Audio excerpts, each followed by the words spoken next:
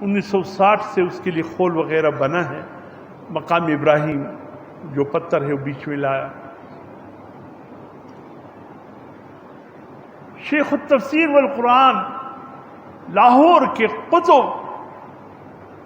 قطب الاقطاب حضرت مولانا احمد علی لاہوری رحمۃ اللہ علیہ جب بھی وہ سفر حج کے لیے جاتے یا سفر عمرے کے لیے مقام ابراہیم کو قریب کر دیتے زمزم کے کنویں کے پاس، اور ڈول سے پانی جب نکالتے اللہ اکبر اس کو قریب کر کے اس دونوں قدمین ابراہیم کو زمزم کے پانی سے بھر دیتے اور پھر اس میں سے پیتے تھے.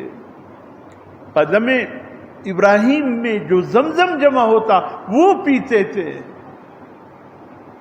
ان ہستیوں کو پتہ تھا مقام ابراہیم کا مقام کیا ہے.